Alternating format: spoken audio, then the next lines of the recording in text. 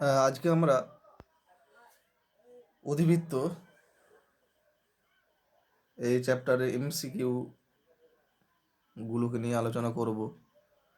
দেখো প্রশ্নমালা 4, ঠিক আছে। এমসিকিউ 1 নাম্বারটা দেখো, বলেছে 3x² ইকুয়াল টু -8y অধিবৃত্তের নাভিলম্বের দৈর্ঘ্য কত? 3x² ইকুয়াল টু -8y, একটা অধিবৃত্ত দিয়ে আছে, নাভিলম্বের দৈর্ঘ্য কত?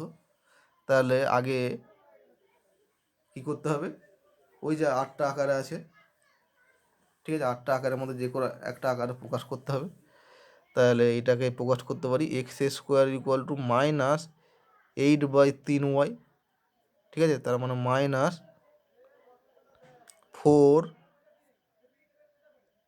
ঠিক আছে, 2/3y এর আকারে প্রকাশ করতে পারি। দেখো 8/3কে লিখতে পারি -4 2/3 ইন্টু y। তাহলে এটা কোন আকার বিশিষ্ট? x² ইকুয়াল টু -4ay এ আকারে বিশিষ্ট, ঠিক আছে। তাহলে এখানে এ হচ্ছে 2/3, ঠিক আছে। তো এর যদিও অক্ষটা কোন দিকে বলতে বলেনি, এর অক্ষটা কোন দিকে হবে? এর অক্ষটা হবে নেগেটিভ y অক্ষ বরাবর, যদিও এটা এখানে বলেনি। তাহলে এখানে আমাদের মেয়েদের জানতে হবে যে নাভিলম্বের দৈর্ঘ্য জানতে গেলে এটাকে জানতে হবে কত, ঠিক আছে। শুধু এ জানলেই হবে। তাহলে এ হলো 2/3, তাহলে অতএব নাভিলম্বের দৈর্ঘ্য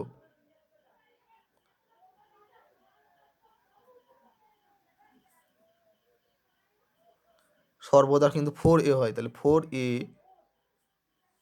তার মানে হচ্ছে 4 ইন্টু 2/3, তার মানে হচ্ছে 8/3 একক, ঠিক আছে।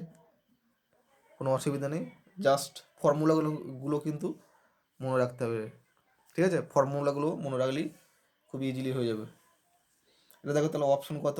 অপশন বি, ঠিক আছে। 2 কি বলেছে? y² ইকুয়াল টু -5x অধিবৃত্তের নাভি স্থানাঙ্ক বের করো। এটা তোমরা পারবে। প্রথমে এটা তো স্ট্যান্ডার্ড আকারে সাজিয়ে নেবে, y² ইকুয়াল টু -4ax এই আকারে সাজিয়ে নেবে, ঠিক আছে। 3 নাম্বারটা কি বলে দেখো, y² equal to 12x অধিবৃত্তের parametric সমীকরণ নির্ণয় করো। y² equal to 12x, y² equal to 12x, তাহলে এটাকে সাজাতে পারি কোন আকারে? y² ইকুয়াল টু 4ax আকারে সাজাতে হবে। 4a মানে হচ্ছে 3x, তাহলে এটা হচ্ছে a এর মান, মনে মনে এটা a এর মান ধরবে। তাহলে y² equal to 4ax অধিবৃত্তের parametric সমীকরণ তোমরা জানো, at² 2at, ঠিক আছে। তাহলে এর প্যারামেট্রিক সমীকরণ হবে x ইকুয়াল টু at², এ মানে হচ্ছে 3t², R y equal to 2at, ঠিক আছে। y ইকুয়াল টু 2at মানে 2, এ মানে 3, তারপরে t, তার মানে 6t। তাহলে দেখো এর অ্যান্সার কত হবে? x equal to 3t², y equal to 6t। তাহলে অপশনে এটাও বি, ঠিক আছে। 3 নম্বর গেল। 4 নম্বর কি বলেছে দেখো, 4x² ইকুয়াল টু 3y অধিবৃত্তের নিয়ামকের সমীকরণ, ঠিক আছে। নিয়ামকের সমীকরণ একটা বের করে দেখিয়ে দিই। 4 নাম্বার,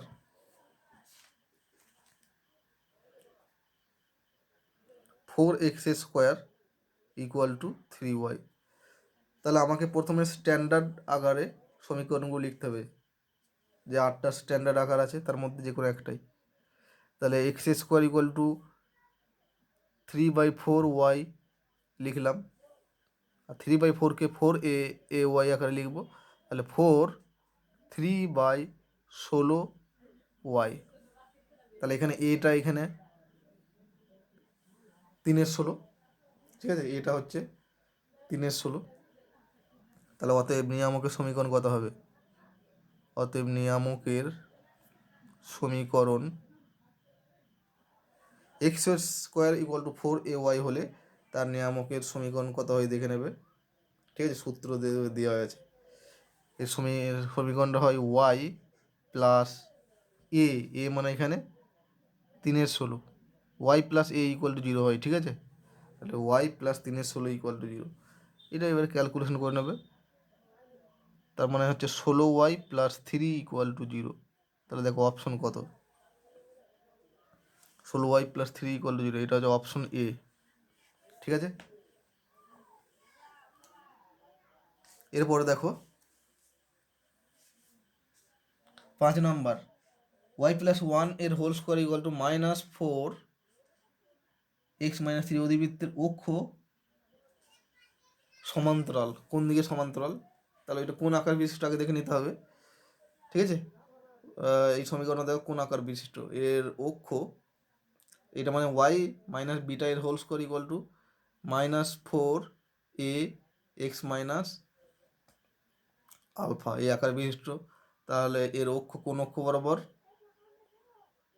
ঠিক আছে, এর অক্ষ তাহলে ঋণাত্মক এক্স অক্ষের সমান্তরাল হবে, ঠিক আছে। আর আকারে বলে দেওয়া আছে, দেখবে 6 নম্বরটা দেখো। 6 নম্বর কি বলেছে? এক্স প্লাস 1 এর whole square equal to -9 into y plus 2 অধিবৃত্তের শীর্ষবিন্দুর স্থানাঙ্ক, ঠিক আছে। 6 নম্বর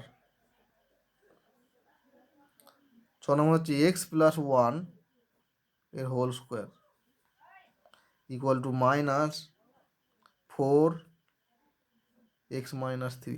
প্রথমেই আদর্শ আকারে সমীকরণটাকে প্রকাশ করে নিতে হবে কিন্তু। তাহলে এটাকে প্রায় প্রকাশ করাই আছি। তাহলে x minus 1 x minus alpha এর হোল স্কোয়ার এই আকারে প্রকাশ করলাম। এটা y আছে, সরি, ঠিক আছে। এটা ওয়াই প্লাস 1টাকে এই আকারে প্রকাশ করে নেবো, ঠিক আছে। ওয়াই মাইনাস 1 মানে ওয়াই মাইনাস বিটা এই আকারে প্রকাশ করে নিতে হবে, বা এক্স মাইনাস আলফা এই আকারে প্রকাশ করে নিতে হবে, ঠিক আছে। ইকুয়াল টু -4, এ মানে হচ্ছে 1 হয়ে যাবে, ঠিক আছে। x-3 এটা প্রকাশ করাই আছে। সবসময় এক্স মাইনাস আলফা আর ওয়াই মাইনাস বিটা এই আকারে প্রকাশ করতে হবে, বা এক্স মাইনাস, এদিকে যদি এক্স থাকে তাহলে যেখানে এক্স থাকবে সেখানে এক্স মাইনাস আলফা, যেখানে বিটা থাকবে সেখানে ওয়াই মাইনাস বিটা এই আকারে প্রকাশ করে নিতে হবে, ঠিক আছে। তাহলে এখানে a1 এর দরকার নেই যদিও, তাহলে শুধু এর কেন্দ্রে এর কত দরকার, এর শীর্ষবিন্দু স্থানাঙ্ক দরকার। তাহলে শীর্ষবিন্দু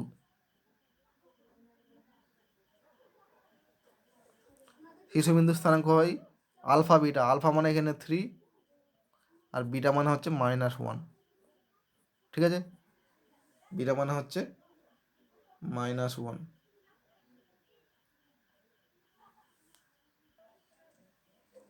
সরি, এখানে +2 ছিল, আমি লিখতে ভুল করে দিয়েছি, অন্য একটা প্রবলেম লিখে দিয়েছি। ওয়াই প্লাস 1 এর whole square equal two -4x+2 আছে, তাহলে এখানে x+2কে লিখবো x মাইনাস -2, ঠিক আছে।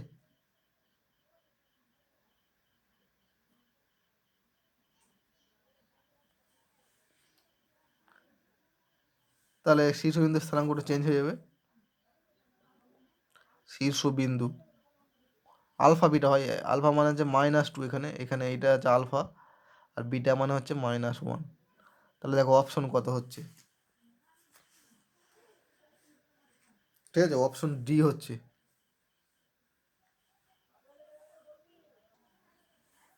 সরি, এই প্রবলেমটা আমি পুরো টোটালি ভুল লিখে দিয়েছি, অন্য লিখে দিয়েছি, ঠিক আছে। 6 নম্বরটা দেখো, 6 নম্বরটা এটা এরকম আছে, আবার একবার করে দিচ্ছি। x+1 এর হোল স্কোয়ার আছে, ঠিক আছে, -9 ইন্টু ওয়াই প্লাস 2 এই অধিবৃত্তের শীর্ষবিন্দু স্থানাঙ্ক। তাহলে এক্স মাইনাস, সবসময় মাইনাস ফর্মে লিখতে হবে, এক্স মাইনাস -1 ইকুয়াল টু -4 9 এর 4। এটা যদিও এটা দরকার নেই, তবু এই আকারে প্রকাশ করে দিলাম, স্ট্যান্ডার্ড আকারে প্রকাশ করে নিচ্ছি, ঠিক আছে। ওয়াই মাইনাস মাইনাস 2, তাহলে এটা হচ্ছে এক্স মাইনাস আলফা এর whole square equal to 4a Y minus beta এ আকারে প্রকাশ করে নিয়েছি। তাহলে শীর্ষবিন্দু এর স্থানাঙ্ক কত হয়ে যাবে, আলফা বিটায়, আলফা মানে -1, বিটা মানে হচ্ছে -2, ঠিক আছে। এটা হচ্ছে অপশন ডি, দেখো।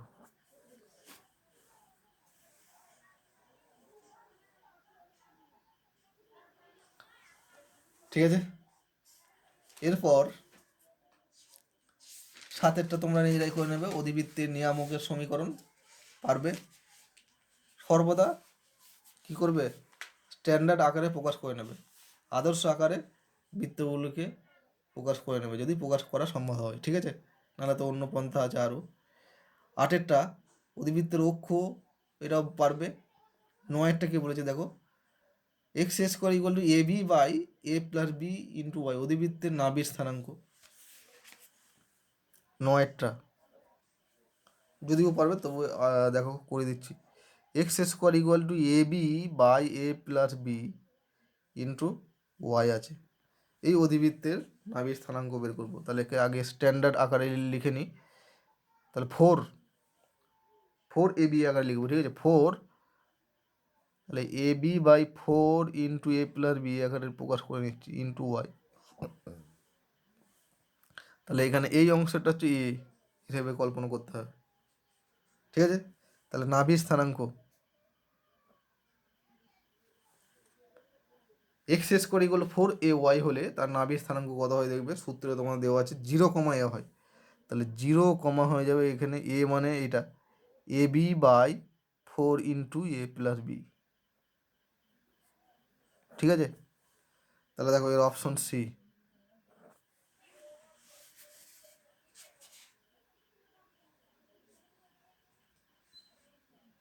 নয়টা হলো 10এরটা অধিবৃত্তের নাভি লম্বের দৈর্ঘ্য। 10এরটা তো তোমরা নিজেরাই পারবে, ঠিক আছে, স্ট্যান্ডার্ড আকারে লিখতে হবে। তারপরে নাভি লম্বের দৈর্ঘ্য সব ক্ষেত্রেই 4 হয়। 11টা দেখো কি বলেছে, যে অধিবৃত্তের নাভি -3, 0 এবং নিয়ামকের সমীকরণ এক্স ইকুয়াল টু 3, তার সমীকরণ নির্ণয় করো, ঠিক আছে। এটা তোমরা নিজেরাই করবে, কি করে করবে বলে দিচ্ছি। নাভি আর নিয়ামক দেওয়া থাকলে এসপি ইকুয়াল টু পিএম এই আকারে ধরে করে নিতে হয়, ঠিক আছে। যেখানে পি হচ্ছে অধিবৃত্তের উপর যে কোনো বিন্দু যার স্থানাঙ্কটা এক্স ওয়াই ধরে নেবে, ধরে লিখে নেবে, লিখবে যে ধরি পি বিন্দুর স্থানাঙ্ক হচ্ছে এক্স ওয়াই, অধিবৃত্তের ওপর যে কোনো বিন্দু পি এর স্থানাঙ্ক এক্স ওয়াই। তাহলে শর্তানুসারে S P equal to P M, তারপরে সূত্র বসালি পেয়ে যাবে, ঠিক আছে। এটা থিওরিতে করে দেওয়া আছে, দেখবে নাভি আর নিয়ামক দেওয়া থাকলে কী হবে, অধিবৃত্তের সমীকরণ বের করে। 12টা দেখো, একটা অধিবৃত্ত দেওয়া আছে, অধিবৃত্তের নাভিলম্বের একটি প্রান্তের স্থানাঙ্ক, ঠিক আছে। নাভিলম্বের দুটো প্রান্ত বিন্দু হয়, তার মধ্যে একটা প্রান্ত বিন্দু তোমাকে বের করতে হবে। 12টা দেখো, ওয়াই -1 এর whole square equal two 2x+2, তাহলে এটাকে আদর্শ আকারে প্রকাশ করে নিতে হবে আগে। তাহলে ফোর না থাকলেও 4 জোর করে আনতে হবে, ঠিক আছে। 4 2-এর জায়গায় লিখতে হবে 4 ইন্টু হাফ ইন্টু x+2, ঠিক আছে। তাহলে এই আদর্শ আকারে প্রকাশ হয়ে গেল। তাহলে এ মানে এখানে এটাকে এ, আর 4a এক্স মাইনাস আলফা এই আকারে আছে। তাহলে আলফা মানে এখানে কত হয়েছে -2, এক্স মাইনাস আলফা, ঠিক আছে। আলফা মানে -2, আর বিটা মানে কত এখানে 1, এই হিসেবে কল্পনা করবে, ঠিক আছে। তাহলে এর নাভিলম্বের প্রান্ত বিন্দুর স্থানাঙ্ক কত হবে, তা দুটো প্রান্ত বিন্দু পাবো দেখো, ওয়াই মাইনাস বিটা এর whole square equal to 4a x minus alpha এই আকারে থাকলে অধিবৃত্তের নাভিলম্বের প্রান্ত বিন্দুগুলির স্থানাঙ্ক হয়, দেখবে সূত্রে লেখা আছে, ঠিক আছে। একটা হয় আলফা প্লাস এ কমা বিটা প্লাস 2a, আর একটা হয় আলফা প্লাস এ কমা বিটা মাইনাস 2a হয়। ঠিক আছে, তাহলে আলফা মানে কত, -2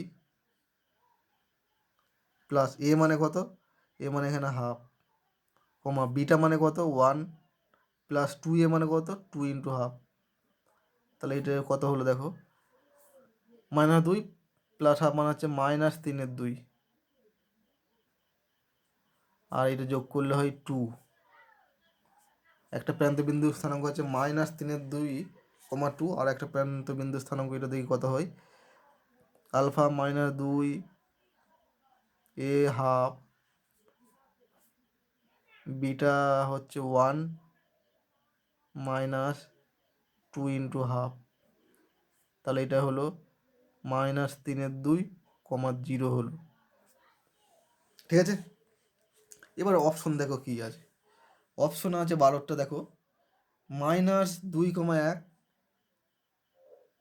তারপর আছে -3/2,1, তারপর আছে -3/2,3, তারপর আছে -3/2,2।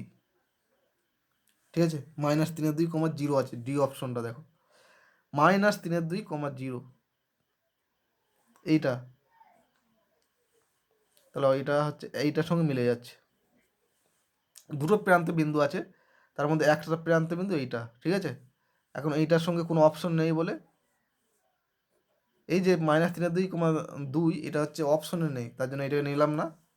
ঠিক আছে, এটা অপশনে দেওয়া আছে -3/2,0, তাহলে এর অ্যান্সার হবে ডি। ঠিক আছে,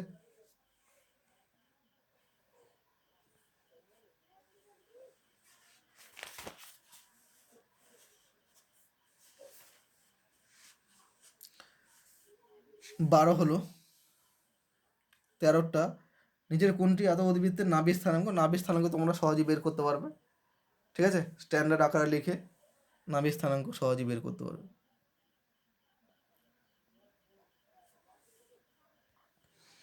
তারপর দেখো 14 অধিবৃত্তের নিয়ামকের সমীকরণ, এটাও পারবে। 15 পারবে অধিবৃত্তের নাভির স্থানাঙ্ক বের করা। ঠিক আছে, 16টা দেখো একটু হিন্ট দিয়ে দিই, নিচের কোনটি 2x² =